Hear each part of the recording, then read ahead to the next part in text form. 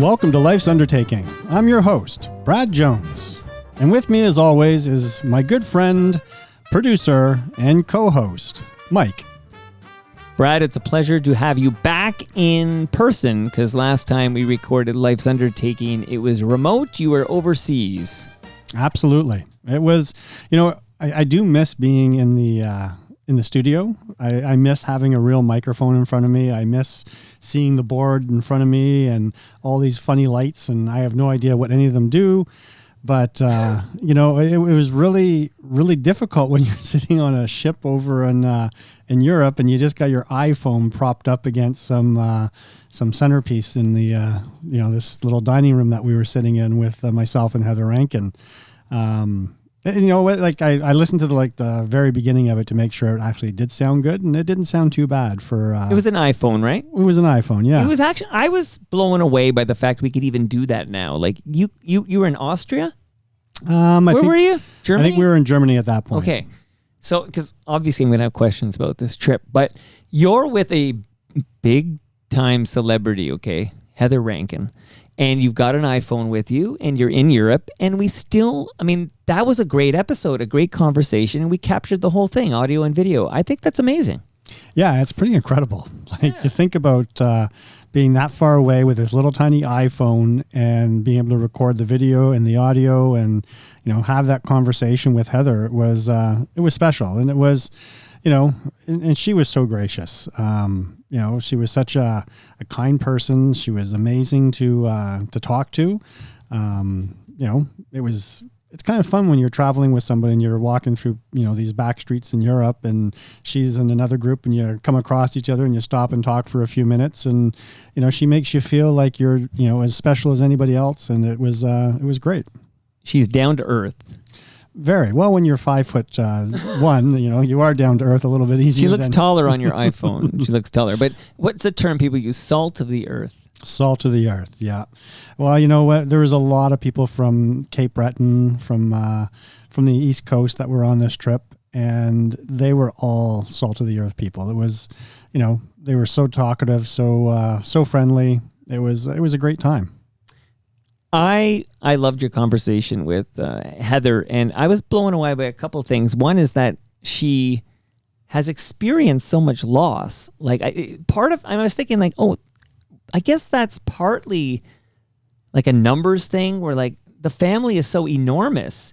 The odds are there's going to be more heartbreak, just a numbers game. I don't know. I didn't, but she's experienced a lot of loss, but also, so she has that experience, but her wicked maritime sense of humor about it all, and how that seems to be like a coping mechanism as she processes this grief.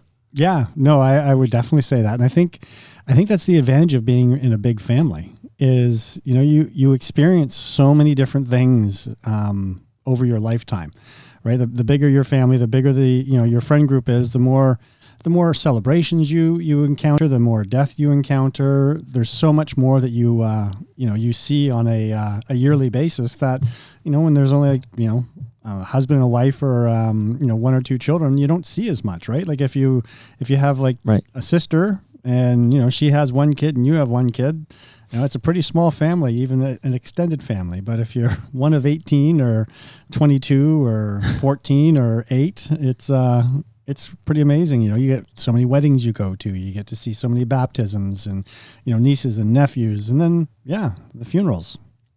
I know the answer now because you spilled the beans, but I was going to ask you did you listen back?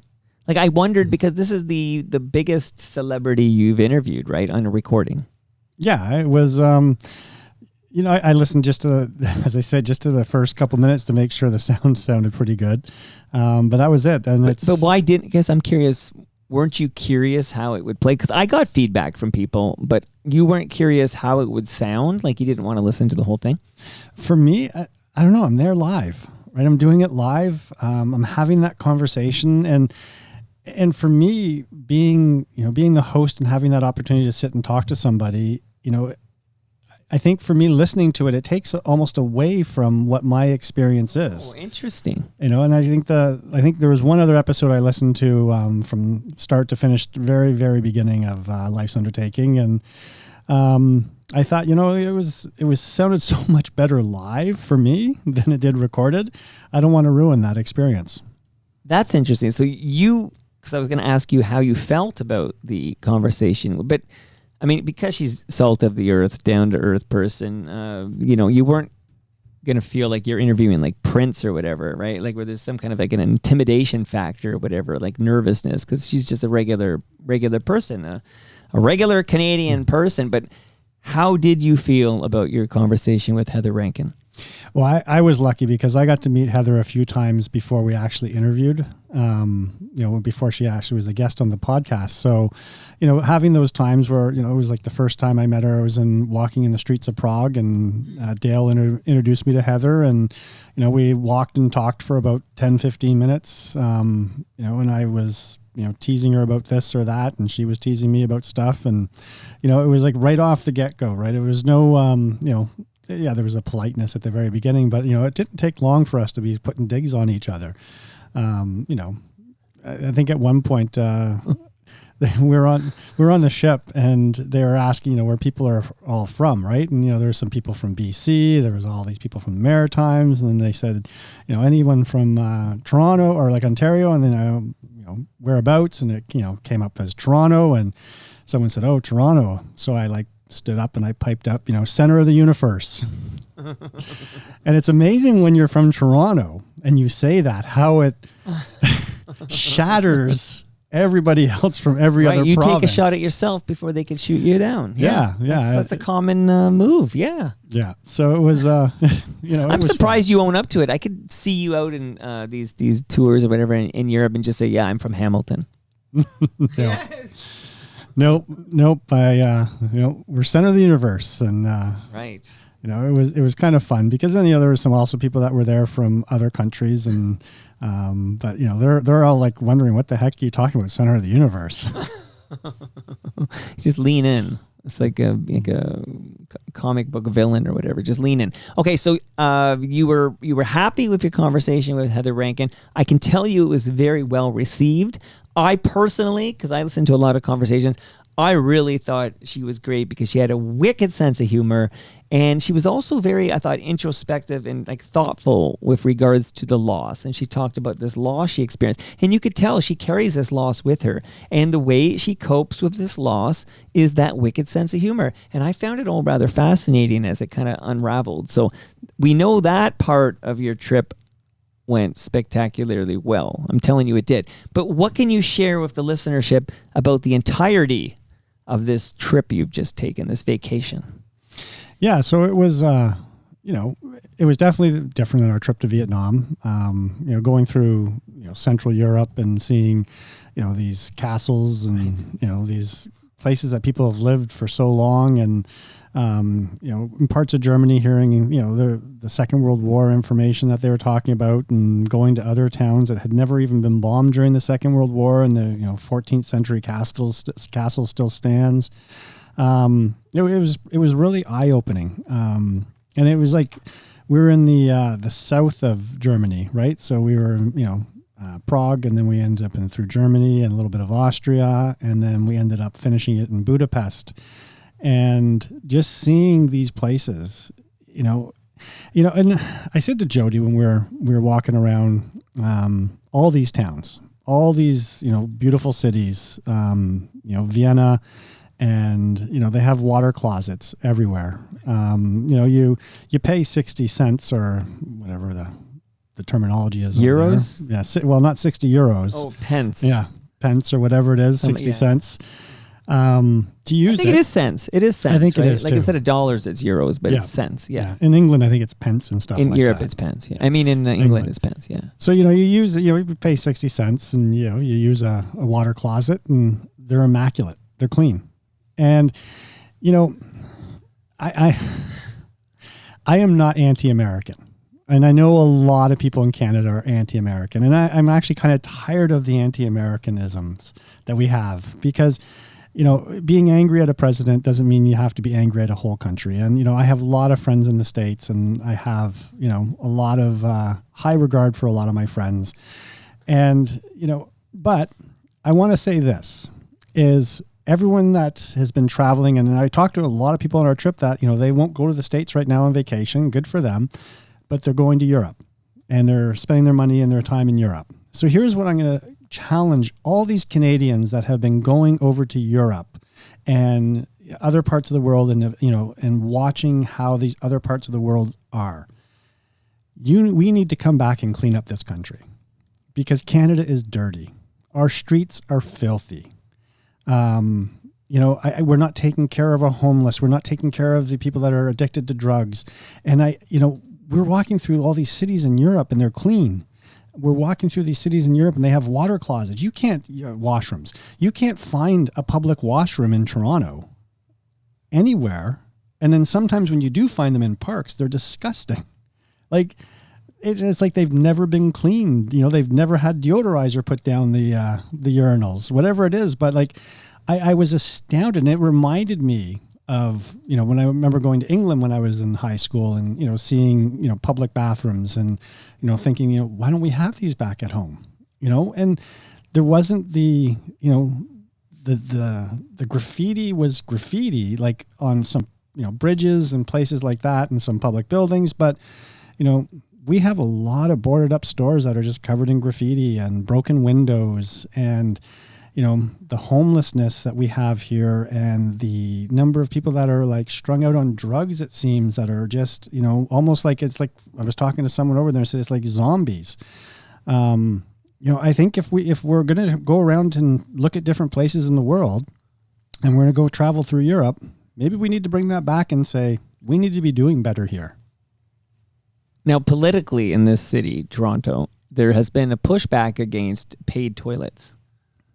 Yeah, well, the problem is if you don't have them, you're not going to take care of them. And that's the issue, right? Because whenever you have it for free, and if we're going to do free toilets, then you have to have somebody there monitoring it, taking care of it, cleaning it. And that's what they do when you're paying for it. That's what's actually happening, right? People are there and they're cleaning the facilities and they're taking care of the facilities. And there's almost like an attendant at the washroom monitoring it, taking care of it, charging you, whatever it is. But it's they have to be maintained. And that's the problem, is we're not maintaining things. Like, we've stopped maintaining things in Canada, it feels like to me. Like, we just let these washrooms just be disgusting. And, like I've been in them when you go to sporting events, like for your kids, right? And you're at a park, you're at Marie Curtis Park and you have to use the washroom. And it's like this washroom has not been cleaned in a week. And also, speaking of that park where I spent a lot of time, now it's like they just stick up some, what are they, Johnny on the spots or whatever. Yes. You know what I mean? It's like temporary. And it's like, but at least I feel like the company that leases the city, I think they do actually maintain them. Like, so maybe once a day somebody comes and, cleans it up. I don't know, maybe. But I hear what you're saying, Brad Jones. I hear what you're saying. And sometimes to get these perspectives on your home, you do need to kind of get out and look at how others are doing it. And just as long as you come back and you compare apples to apples, like you can't go to like a rural part of a country and say, why isn't downtown Toronto like this? But if you're going to these big cities like Vienna and Munich and Vienna, these are huge cities. So Budapest, fair comparison, those cities to Toronto, that's apples to apples. That's fair. Yeah. And again, these cities, a lot of them were built long before Toronto was even founded. Right? Like, so they have squares. They have streets that have no cars.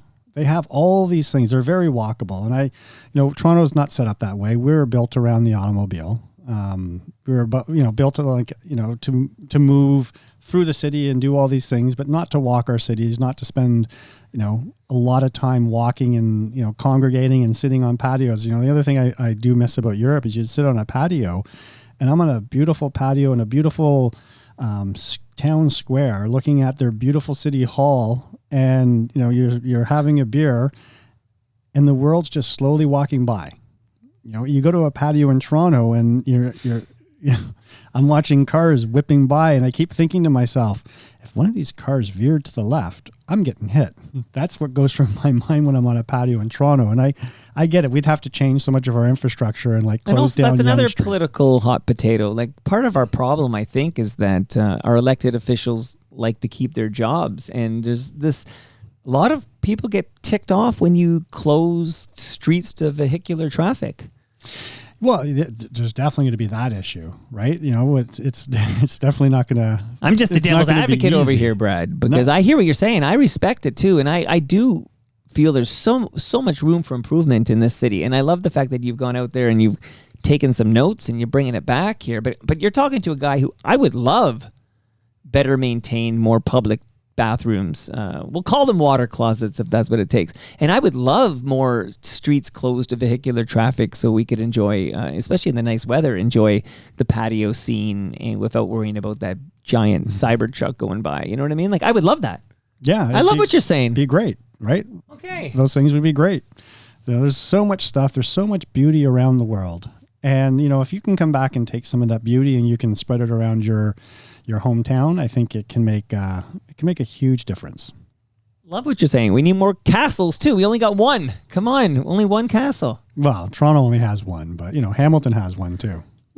You know what? Do I know this? Okay, where is the Hamilton Castle? It's right on the outskirts, right across from York Cemetery in Hamilton. It's called Dundurn Castle. Oh, I've heard of Dundurn Castle. Yeah, Sir John A. Macdonald's house, or not Sir McNabb, Alan McNabb's house. Alan McNabb's house. Okay, yeah. I need to get my ass to Dundurn Castle. Like I did a recording from Casaloma pretty recently here. I got to get my butt to. Did I say the A word? I gotta get I forgot whose podcast I was on here. Okay, I gotta get my butt to Dundurn Castle. We should do a remote there. Yeah, we should remote there. We should remote. So I love what you're saying. So you had a great trip. Had a great trip, and you know the last part of our trip, we spent the last three nights in Munich, and got to visit with our oldest son Bray and his girlfriend Hannah. Got to meet Hannah's mom, got to meet her dad and his wife, and, you know, got to see where he's been living for the last almost year. Right. Which, you know, the whole trip was special, but for me, that was like the best part. That was like the special part for me. Like, get to see the apartment that he's been living in, you know, with his girlfriend Hannah and his cat Milo. You know, and, you know, see where, you know, the streets he walks, the restaurants that he's gone to, the bars, you know, all that sort of stuff. And, you know, just to be able to experience a little bit of what his life has been like, because, you know, your kids move out and, you know, you get to go visit their house every now and then. But when they move across the ocean, you don't get very many opportunities to go and visit them. No, that's a great point. So how often will he visit Toronto? Oh, well, it was funny because he was here at the beginning of June for the wedding. Right. So, you know, we got to see him when he was here, but it was such a whirlwind time. And then we left, and he actually left after we left. We were on our vacation over there before he flew home. So, you know, we got to see him for a few days here, but I was working full time and he was, you know, busy doing his stuff. And, but yeah, no, it's kind of, you know, I suspect he'll be home. You know, he got a 1-year visa. I think he's extending it for a few extra months, maybe 6 more months. So, you know, maybe by Christmas he might be back. We'll see. We'll see what happens. And yeah, it's hard to tell. Well, what a great experience for them. And I can almost feel like I can feel the pride from you. Just seeing how your boy is living his life overseas. That's amazing. Yeah, and you know it's funny because you know they invited us to stay at their place, and you know I always remember what my dad said when we would travel. Like, and we, you know, if we went down to Florida, we would always go, you know, visit my grandparents and we'd camp. We wouldn't stay at their place, and you know when we went to England, we'd pull into a town and we'd go to the bed and breakfast. We would, you know, book in, we'd drop off our luggage, and then we'd go visit his cousins and family and things like that. And you know, he says, you know, guests are like fish, right? Yeah, you have fish the first night, it's great.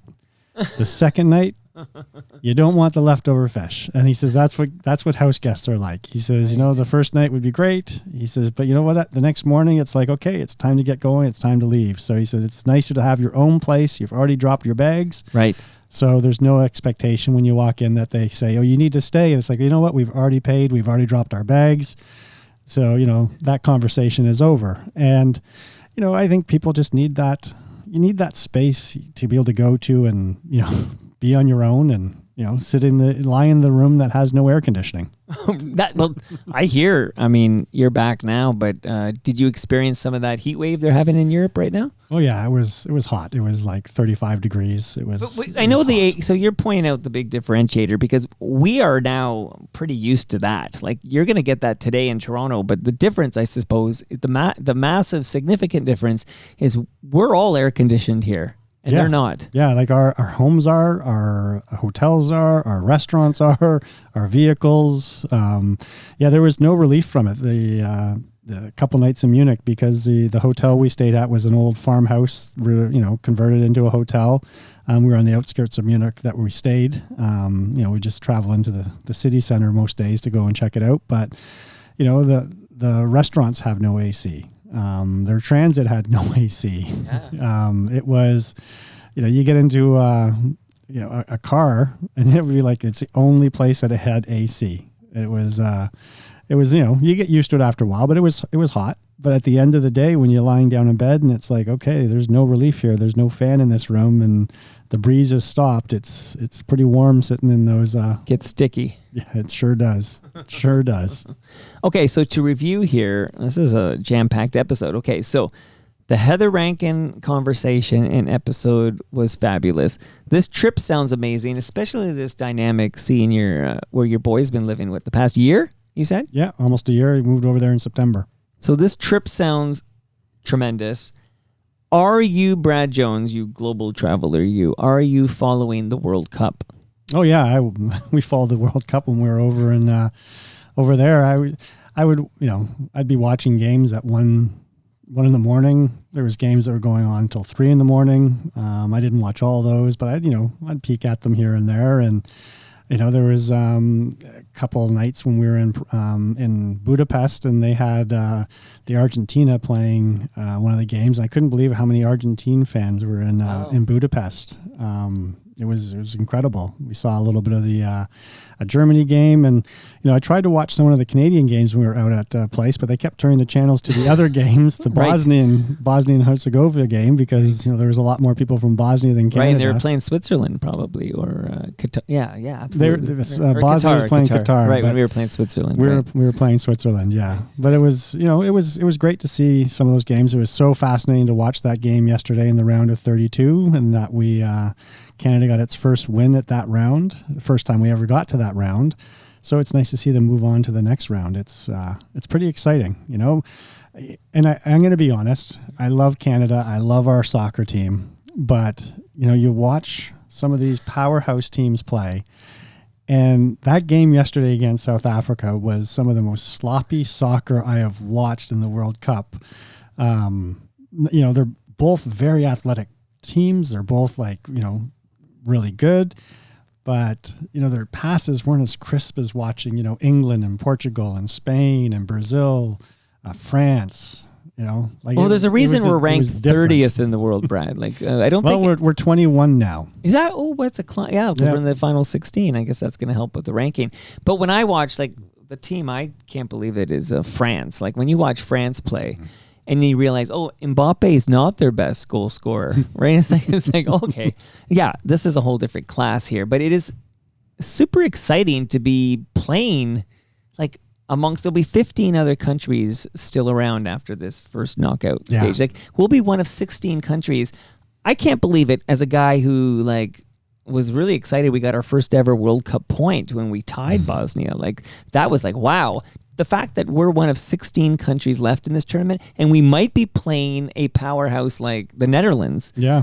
To see, to advance to the 8. We're playing of house money now. This is tremendous. Yeah, we're either playing the Netherlands or Morocco. And, that's right. And both those teams are really great teams. Yeah. The Moroccans are... Well, they beat us last time in Qatar. Yeah, they sure did. They're both very good teams. But it's been fun watching it. And, I look at it and I think, this is great. And I've been seeing all this stuff on social media, which has been fascinating. And a lot of it is based on the States, and it's all, the Scottish and the Tartan Army and how they've, been embraced, and how they're, not even how they've been embraced, but how they have been looking at North America differently, because all they've been hearing is negative stereotypes of North America, especially of America, right? They've been hearing that for generations, and and they're walking away saying, it's not true.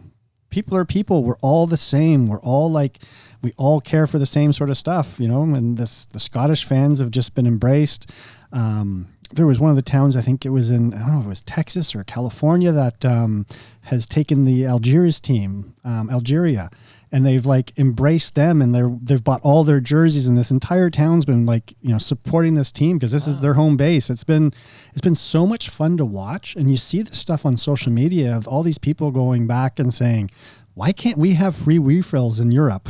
Why? See, they're taking stuff from here, you know, and you're taking stuff from there, and then the whole world rises. Yeah, you know, I think the Olympics, you know, the World Cup, I think these things actually have positive things for society. You know, the Olympics, I think, has negative for whoever hosts it because you just lose money. But I think as a society as a whole, I think, you know, when we have these big events, it's a positive. And I think people realize, you know, you might live in America, you might live in Germany, you might live in Vietnam, you might live in Australia, but guess what? We're all the same. We're all the same. And you, now that I hear you're identifying as a Torontonian, now that you've chosen to raise the family here in Toronto.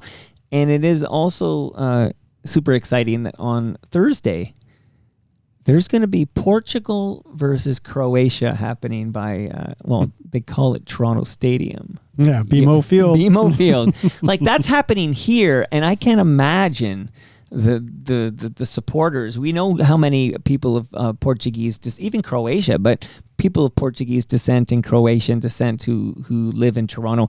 That's going to be bananas. That's going to be incredible. You know, I just wish we had a bigger stadium. I wish we could get more people into to BMO Field, but it's still going to be a massive event for Toronto. Absolutely. So stay tuned and go Canada, go, whoever we play. Yeah, well, you know, remember, Toronto is the center of the universe.